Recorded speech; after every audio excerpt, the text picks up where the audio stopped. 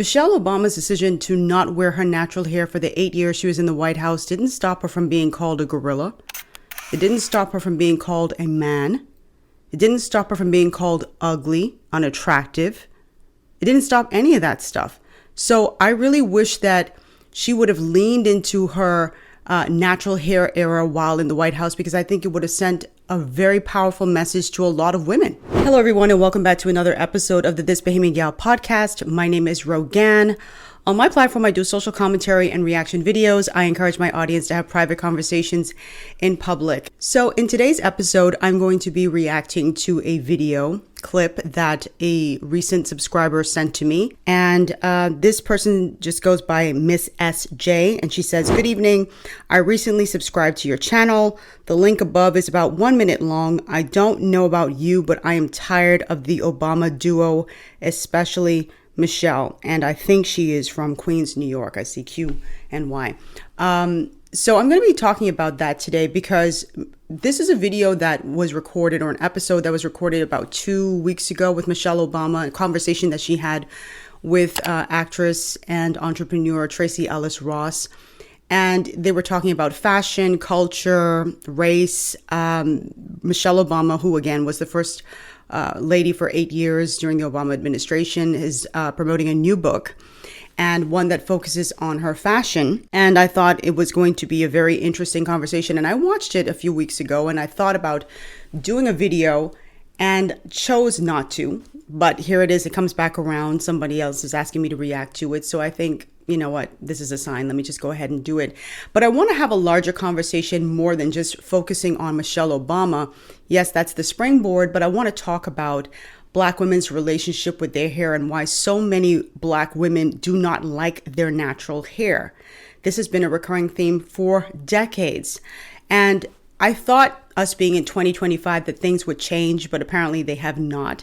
There are still a lot of women who have a very adversarial relationship with their natural kinks, coils, curls. And so I think we should just talk about that. A lot of people don't like to hear me say this, but there are Black women who just absolutely hate their hair.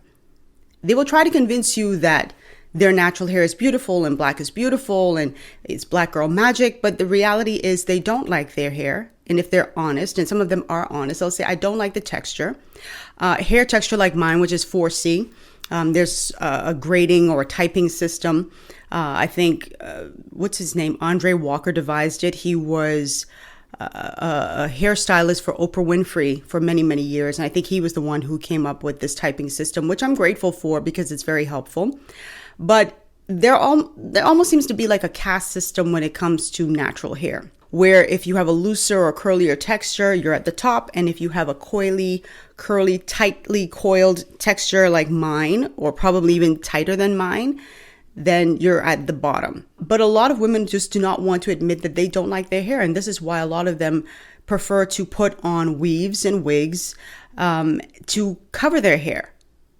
And they will swear up and down that they don't have an issue with their hair, that they love their hair, and it's just a protective style. But nothing is being protected, because if you've been watching some of the videos that I've done, particularly this video up here or here, you watch that after this video, you'll see what some of these women are doing, like just not even washing their hair, not caring for their hair, because they are putting more focus on the external, the weaves and the wigs that are covering it, because it gives them like some sort of boost, some energy boost, and some thought that they look better. They're much more beautiful with a wavier or straighter texture, and it happens all the time. So let's jump in. Let me explain something to white people. Our hair comes out of our head naturally in a curly pattern. So when we're straightening it to follow your beauty standards, we are trapped by the straightness. That's why so many of us can't swim, and we run away from the water. People won't go to the gym because we're trying to keep our hair straight for y'all. It is exhausting, and it's so expensive, and it takes up so much time. I think Michelle Obama missed an opportunity, like I said earlier in my intro, to really lean into her being, her essence, right? And our hair is a part of that. Black women will tell you like hair is a major part of their the way they present to the world, how they feel about themselves. It's hair.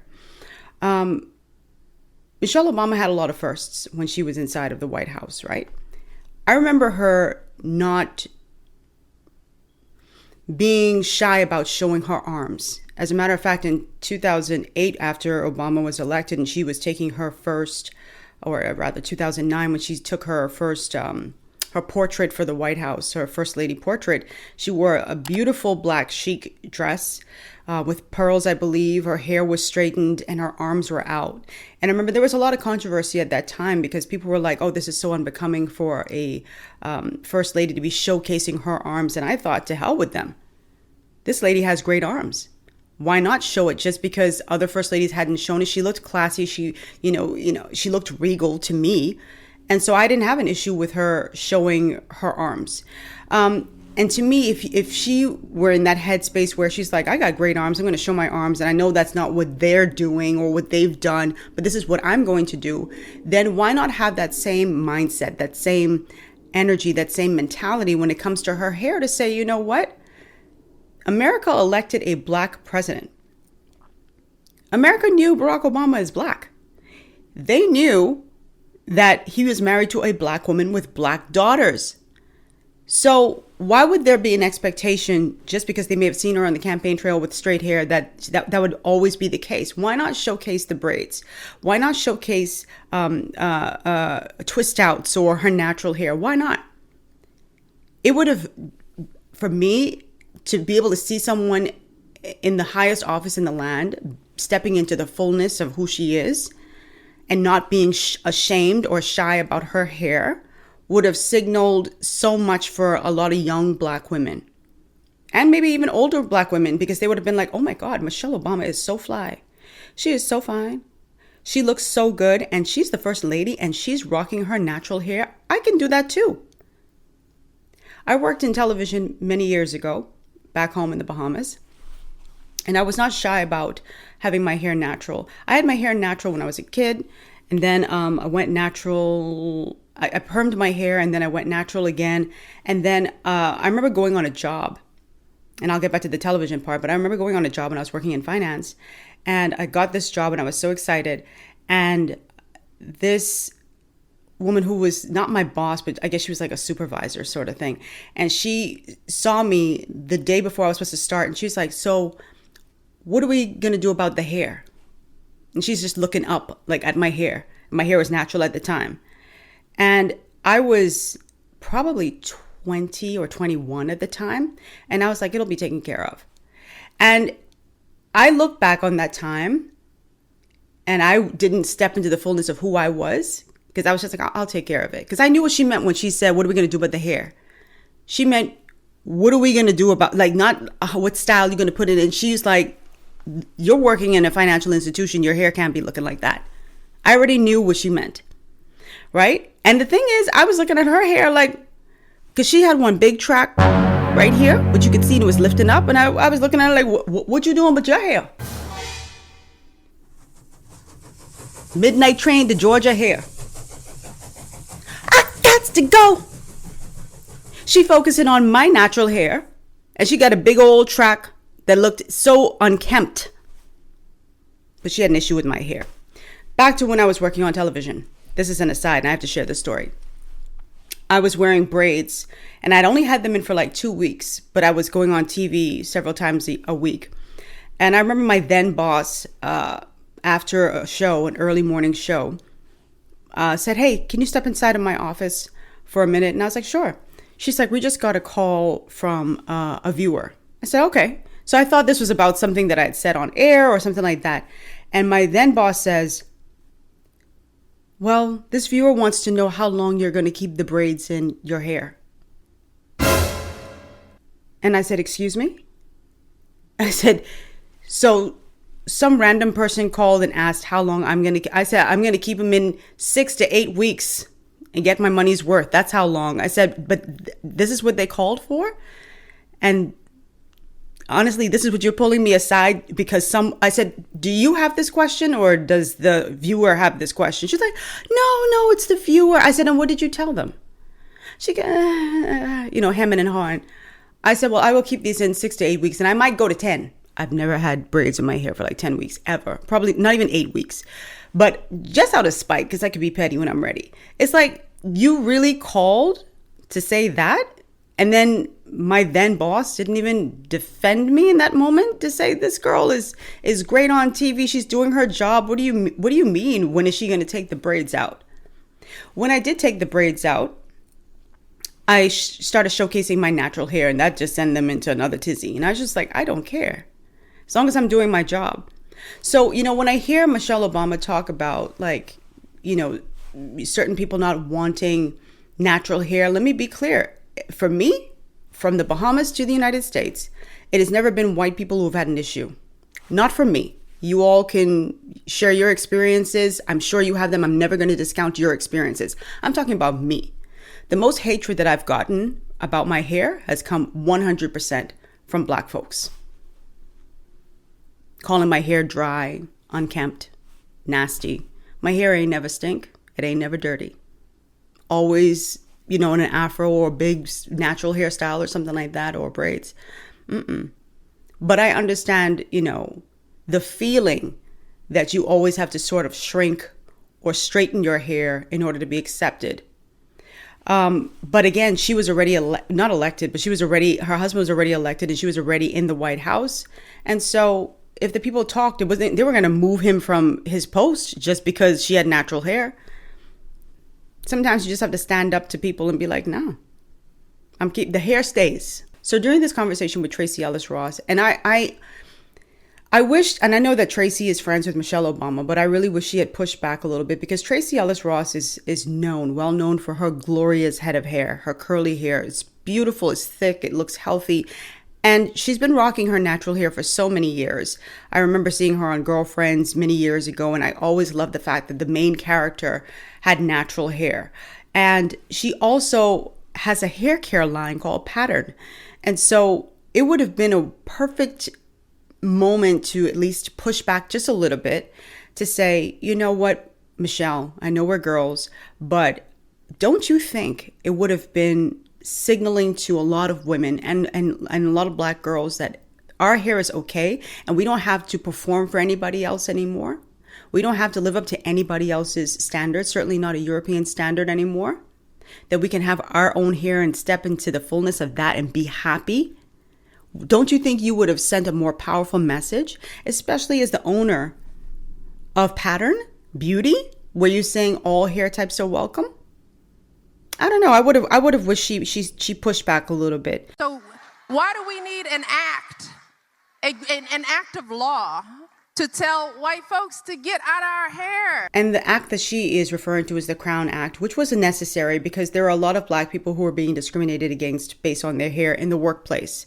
Being told, like how I was told back in the day, like, what are you going to do with your hair? That type of thing. And it's how it grows out of your hair, out of your scalp, pardon me. And so that was to offer some level of protection, but not every state in the U.S. has enacted the Crown Act. So we still have a ways to go. And please, like I said, the majority of the people who have criticized me for my hair have been Black folks. That's my experience thus far. But I know that there are Black people out there who are in the workplace in some state in the U.S. and in different places as well, many other countries. And they feel as if they have to either wear wigs or weaves or straighten their hair in order to be seen as presentable or seen as professional. That word always comes up like that. Your hair is not professional. As if my hair growing out of my scalp the way it does is unprofessional. So I certainly understand that. There was a YouTuber, and I think I'm going to find it and I'll just put it in here. But he donned a white or a blonde ridiculous wig, and he went out like to do some street interviews, and he was talking to 3 young ladies who were outside, I guess, out of a cafe or something like that. And he was asking them why they are wearing wigs, why they're wearing weaves, why don't they, rock their own natural hair. And I thought it was such a good interview. And I want you to take a listen because there are so many excuses that these women came up with. And they were quite pathetic, to be honest with you. The excuses were absolutely pathetic. I wish somebody had just been honest enough to say, I don't like my hair, and that's the end of it. Just be honest. But to pretend as if you do, and it's just a protective style, no. Take a listen. Why? Okay, so because we want. No. Why do you wear the fake hair? Because I want to. That's not the reason. But it is. We're telling you. That's not the reason. So do female twists. But with your natural hair, what's wrong with that? I still have to add an extension, and isn't that? That's still. Who said you have to add extensions? I mean, I would want to. Exactly. It would look cuter. So it's because of insecurity. What? You ever seen jail braids? Yeah. Imagine going out in public in jail braids. Okay, so what's wrong with that? It's not. It looks. Let's be for real though. Like it looks crazy. Like let's be serious though. Let me see yours. Oh! So what is wrong with wearing your hair naturally? There's nothing wrong with it, but like you can choose to change up your hairstyle by putting wigs on. They use wigs for protective hairstyles to grow their hair. No, but it doesn't grow your hair. The best way to grow African American hair is by leaving it alone. So people use wigs to grow their hair. Back to the hairstyle. Okay, but think about it. If you shave your hair off every single day, it's going to continue to keep growing. So what you put on top of your head does not help it grow. You can't walk around like that. As a white person, you would want us to look wild and you look fly. What if a white? What do you mean, look fly? Like you can have your hair straight and we look. So you're saying white hair looks fly, but black hair doesn't look fly? No. There are some black women who will say that the reason why they don't rock their natural hair is because it's just very difficult to maintain. I ain't got time for all that. All that deep conditioning and twisting and all that. I ain't got time for it. And it's not hard to maintain once you know how to maintain your own hair, once you take the time to learn, right? But these are the same women who will shell out $1,500 for some wig or some weave, some lace front, some bundles, some tracks, whatever. And that's just for the hair itself. And then go to the salon to get it dyed and installed. They got to melt the lace if they're wearing a lace front. They got to do all these different things to it. Bleach in the knots if it's a lace front so that it blends. And it never does. Let me just tell you. I probably have seen 2 lace fronts in my entire life that were so good and those both were co-workers of mine. Where I was like, damn, I've never seen anybody like their wig look so good. 2 co-workers in my entire life. The rest look ratchet. But they will go through that entire process. But they won't take 30 minutes to hop in the shower and wash their hair, their natural hair, and condition it and detangle it and style it. Twist it, braid it, cornrow it, whatever, bantu knot it, whatever. They won't do that. And it's not a matter for me of natural hair being so difficult. It's because for me, it's folks just don't want to take the time to invest to learn how to take care of their hair. They just don't. I did a video that was probably almost an hour long about a year ago, if I'm not mistaken. And that video was in response to a video that had gone viral on YouTube with some African women saying, don't bring your natural hair to my event. So if I'm having an event, like your natural hair is good for picking up your children from school, but not for coming to like an event. Let me show that real quick. And there's this whole battle, natural hair versus wigs or weaves. What's your take on it? Your natural hair is good for church programs. Your natural hair is good for when you want to pick your kids at school. Oh, wow. Don't bring your natural hair to my event. I have natural hair, but I'm wearing a wig. I was so disappointed when I heard that because that is something like, a lot of women grow up with, thinking that their hair is just is subpar, or it can't be professional, or it can't be sexy, or it can't be beautiful. And there are women who will never show their hair. Never. You will never see their hair because they're always covering it with a wig or a weave. this whole thing for me with Michelle Obama, and I'm not one of those people who hates Michelle Obama. I have respect for her. I wish one day I get to interview her, honestly, because I can only imagine what she did go through when she was in the White House. Like I said in the intro, this woman was called out of her name more times than you can count. Even to this day, there are people who say she's a man, she's a biological man. And there are people who called her ugly and not feminine and said that she was like the ugliest first lady. Like, they said a bunch of horrible things. And that does something to people's psyche after a while. When you're in the limelight, and she mentioned too in this interview, like, you know, she was very aware about like how she presented, but she said that she would go to events and give speeches, and, you know, people would be present in the moment and you'd think they're listening to what she's saying. But later on, you'd see the article and they're leading with what she wore, you know, the trivial stuff rather than focusing on the heavier things. But being in the spotlight like that and having people just talk trash about you 24/7 ain't easy. I'm here on this platform on YouTube, and I could tell you without a shadow of a doubt, like, I get criticized to death. It comes with the territory, so I can't take it too personally, you know? And it's not just in the comment section. Sometimes you guys come knocking on my digital doorstep, right? And you deliver your venom in my inbox. I've had people say to me, you wear too much makeup. Like, stop wearing so much makeup. I've had people say, you look like a trollop with your nose ring. Remove your nose ring. I've had a guy say, your hair looks really dry. I don't like your hair. Why don't you straighten it? Right? You'd be such a pretty girl if you straightened your hair. I don't like your outfits. Where are you filming? People always criticizing day after day after day, and it never stops. But if I changed myself and decided to perm my hair for you, remove my nose ring for you, get rid of my double chin for you, because, you know, people like to focus on my double. I've always had a double chin. I ain't going nowhere, and I ain't having no liposuction. So listen to the podcast. You don't gotta hear. You don't gotta watch me.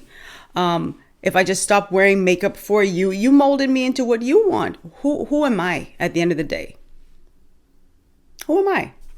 And what am I willing to give up for you, for somebody who's just passing through on my channel? Even if you're subscribed, you don't own me.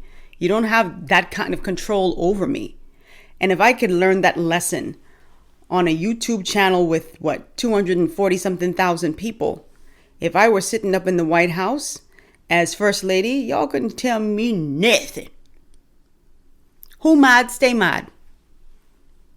And I'd make my hair even bigger just to piss y'all off. It's the contrarian in me. So, you know, I feel for her, because I'm sure I'm not going to throw her under the bus, because I've never walked in her shoes. Michelle Obama, that is. I don't know what it was like to have people make racist remarks, and they do. And they have, and they still do to this day. That will definitely play on your psyche.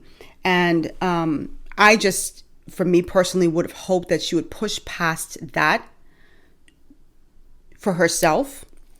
And at this point, you're not in the White House. Your husband is no longer president of the United States. This is now your time to shine. You're writing books. You're a multi-millionaire. You've got really famous friends. You've got influence. Why would you still be rocking? If you really wanted to show your natural hair, what's stopping you? Who's stopping you at this point? So I don't accept that. You know, I could kind of accept that, you know, there was some trepidation because of what she went through in the White House, and she just did not want this to be another thing that distracted. I still would have worn my natural hair, but I can understand it in that vein. But you've been out of the White House, 10 years now? I remember years ago, somebody did like an AI. This is before AI was really popping, right? But they did like a split screen of Michelle Obama with natural hair. It wasn't her hair, but natural hair, and one with the straight hair. And everybody commented and say how fly she looked with the natural hair. And I was like, boy, I would have loved to have seen that. But drop your comments down below. Let me know what you think about the interview. I didn't want to put too much of that interview in here, but I will put a link down below so you can watch it for yourself, because she really made some really good points too. And it wasn't just about hair, and it wasn't just about fashion. It was about her growing up in Chicago and what that was like. She went to a magnet school and just going to certain boutiques and knowing that she was being judged. People were watching her and she had to speak a certain way and look a certain way if she wanted to not attract the wrong type of attention. And I can certainly relate to that. I know many of you can as well. You go into a store. For me, there's sometimes I go into high-end boutiques and I could just sense that someone is watching, and I don't care if someone is like, oh, maybe you're just paranoid. You're not me. You're not walking in my shoes. I know what I feel. And it's always in my mind to kind of keep my hands where everybody can see. And just kind of get in and get out, that kind of way. And I've gotten to this place where I'm just like, why do I want to be in that kind of space? Why do I need to be in that kind of space if I feel so uncomfortable? I don't need to shop with you. You miss out on my dollars. Simple as that.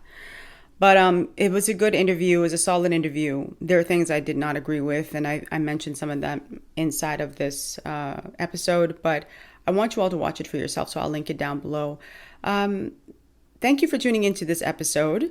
I will have another one for you next week. I have been so busy, and I cannot apologize enough, because usually, like, I would like to get to the place where I'm doing like 2 episodes a week. But I am extremely busy and taking on more responsibility. And that just, I'm starting to feel a little burned out. And so I have to pace myself. So, I'll do another episode for next week. But please tune into my blog. That's another thing that's taking up a lot of my time and my energy. I put so much into YouTube that I neglected my real estate, which was my blog. thisbohemiangal.com, and I'm changing my mindset about that. I'm like, I've got to build my house over here properly.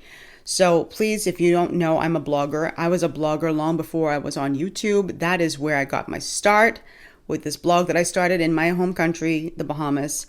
And it is one of my favorite places, and I really just pour out my thoughts. And I think I'm super honest on my blog. I'm honest on YouTube as well, but it's like when you just feel like you kind of like just writing for yourself sometimes, you're a little bit more transparent. I'll say that much. So definitely check out my blog. Follow me on Instagram at thisbohemiangal, on TikTok at thisbohemiangaltbg. If you'd like to contribute to this channel, please go down below into the description box and you will see the various ways that you can contribute. If you don't have the finances right now, there are other ways that you can contribute. You can watch an ad or 2 in its entirety on my platform. How about that? You don't have to dig in your pockets. Just sit there and watch an ad or 2, and it really helps the channel a great deal. I would love to get to 300,000 subscribers. I know a lot of you come across the platform and you do enjoy it, but you don't subscribe. So I'm going to invite you to subscribe today, but only if you've been here long enough to know that I do like the content. Check to see if you're subscribed, because some of you are watching, but you're not subscribed. A lot of you come across the video, but you're not subscribed. Oh, by the way, before I go, please sign up for my newsletter. It goes out every week. You just missed one that was published on Wednesday. But sign up. It's again down below in the description box. Sign up for the newsletter. And what else? I think that's it.